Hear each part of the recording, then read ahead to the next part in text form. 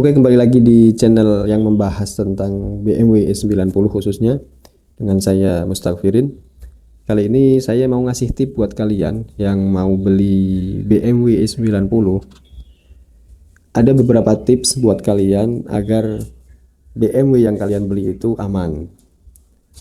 Terus bisa buat untuk jangka panjang ya, biar nggak baru beli langsung servis ini, servis itu, ganti ini, ganti itu gitu ya. Oke, langsung aja kita masuk ke pembahasannya.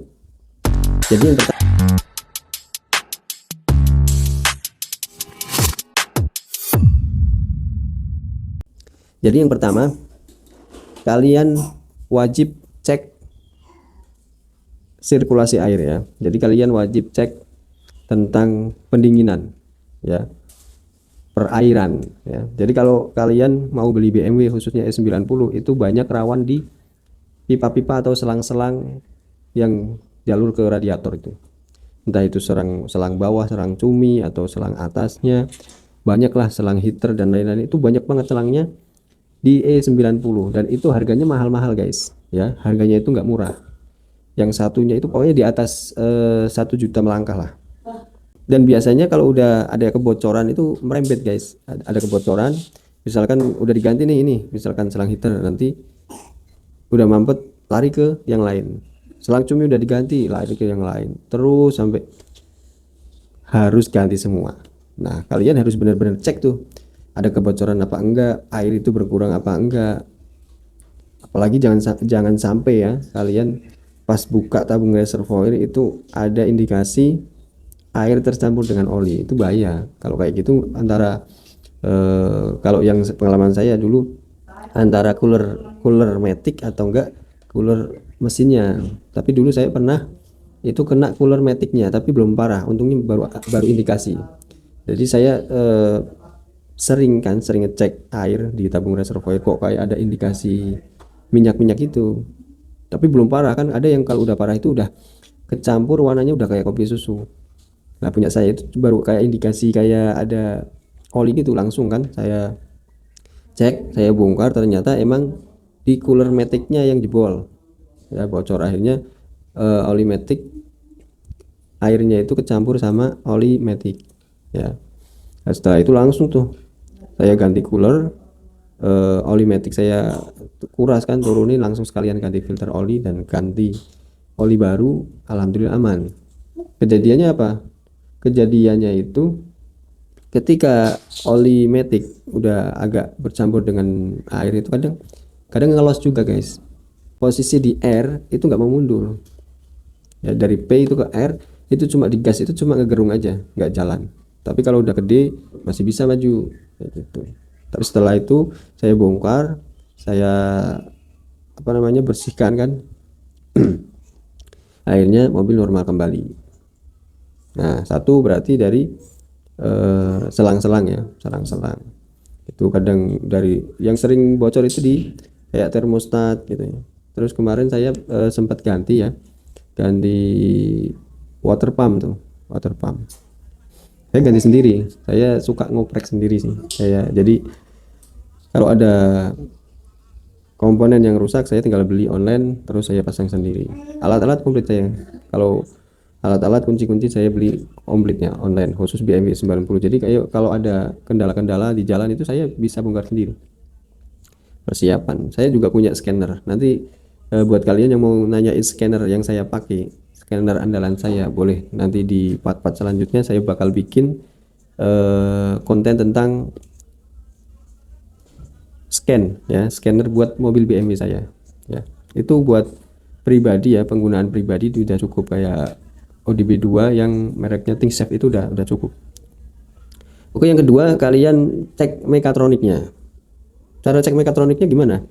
Jadi kalian kalau misalkan gigi misalkan dari N, kalian masukin ke D itu kok kayak ada jeduk gitu ya, itu bisa dipastikan udah ada indikasi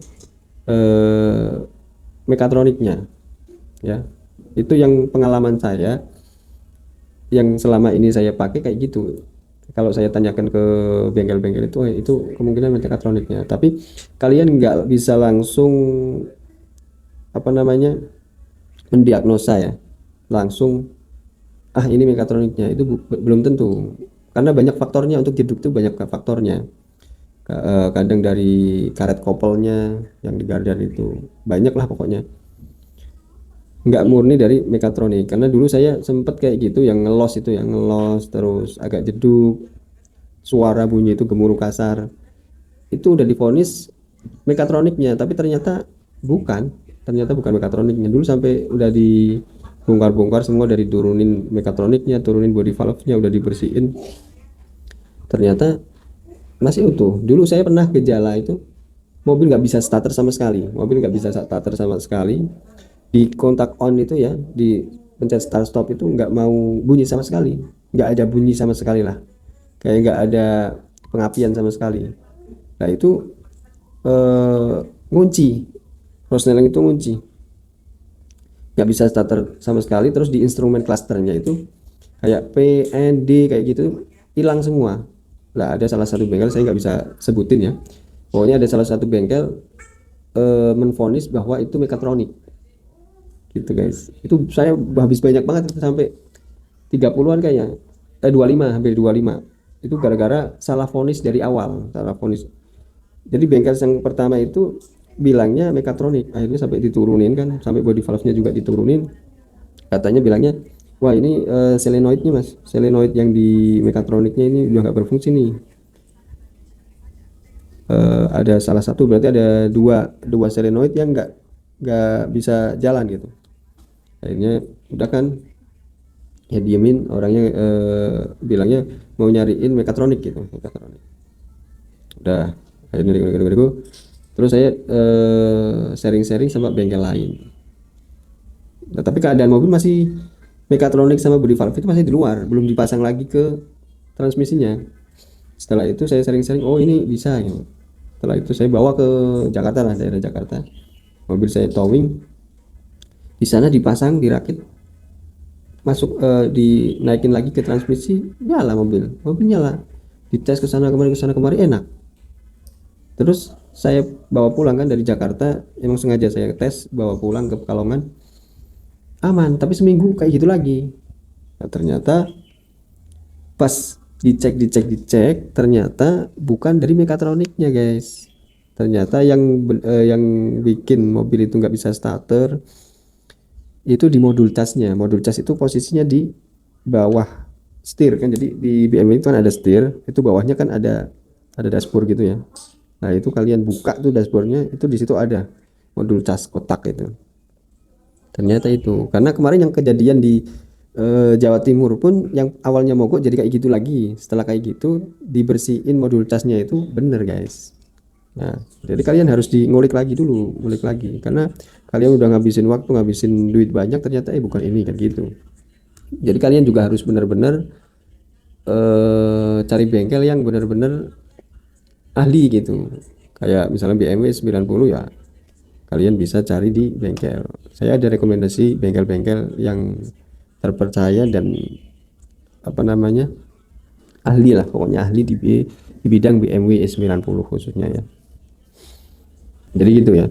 Terus kalian bisa cek mesin ya, cek mesin itu rembes apa enggak, suaranya kayak gimana, itu kalian cek. Setelah air itu selang-selang aman semua, mesin aman, matic misalkan aman, udah yang lain-lain sih insya Allah ibaratnya ya kalian bisa ya normal, maksudnya kerusakan normal, kalian bisa spare budget ya. Biasanya kalau kalian beli BMW E90 second, kalian spare budget antara 8 sampai 10% lah dari harga kalian beli itu. Buat apa? Buat maintenance, karena yang nggak ada yang tahu ya pemakai sebelumnya itu seperti apa, servisnya seperti apa, perawatannya seperti apa. Jadi kalian harus benar-benar space, walaupun kalian misalkan kalian udah bawa inspeksi nih, jasa inspeksi, mobil udah aman semua, tapi kan nggak ada yang tahu. Setelah itu kalian pasti ada perbaikan. Kayak saya dulu aja, saya dulu beli di 140-an lah, 145. Setelah itu beberapa bulan ya, antara 2 atau 3 bulan itu saya udah itu ganti selang-selang, ganti apa, pokoknya banyak yang saya ganti ya, sekitar habis banyak lah, 30-an kayaknya, 30-an. buat ganti-ganti, termasuk dulu saya ganti kompresor AC, selang-selang, pokoknya banyak lah kompresor AC. AC itu nggak dingin sama sekali, saya ganti kompresor AC, dan masih banyak lagi ya. Oke, mungkin segitu dulu aja sharing-sharing saya tentang BMW E90. Buat kalian yang para pengguna E90, coba sharing-sharing di kolom komentar ya.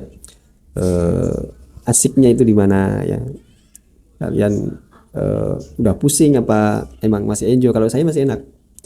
Saya mobil ini emang saya suka, terus udah menjiwai juga. Jadi maksudnya saya udah 6 tahun ini, hampir 7 tahun pegang E90 itu udah hafal maksudnya penyakit ini, oh berarti ininya, penyakit ini ininya gitu. Sampai udah banyak ganti komponen semua lah. Terakhir kemarin ganti full pump, motor starter, itu banyak guys ya. Dan banyak juga kemarin banyak yang sharing-sharing ke saya, teman-teman lah, yang pada punya BMW E90 baru. Ada yang baru beli, baru beberapa bulan udah terasa ada masalahnya ya, langsung dia nyerah, mau dijual. Ada yang masih bingung antara mau dijual atau masih dirawat, tapi keadaan mobil wah musingin gitu, udah habis banyak tapi nggak benar-benar. Jadi asik lah pokoknya pegang E90 itu asik guys ya. Jadi buat kalian yang para pengguna E90 atau yang baru mau beli E90, nggak apa-apa beli buat pengalaman ya. Yang penting kalian benar-benar dirawat, terus ketika waktu beli kalian benar-benar diinspeksi ya, keadaan mobilnya seperti apa. Oke, mungkin seperti ini dulu aja sharing-sharing saya tentang E90 ya. Oke, jangan lupa kalian like, comment, dan subscribe, dukung channel ini. Saya akan membahas lebih detail-detail lagi. Nanti saya setelah ini saya mau bikin konten tentang itu, scan think safe ya. Coba kita praktekkan di BMW 90. Buat kalian yang belum tahu tata caranya, kalian bisa nanti saya bikinin ya. Saya bikinin khusus tata caranya pakai scan di BMW 90. Oke. Jangan lupa like, comment, dan subscribe.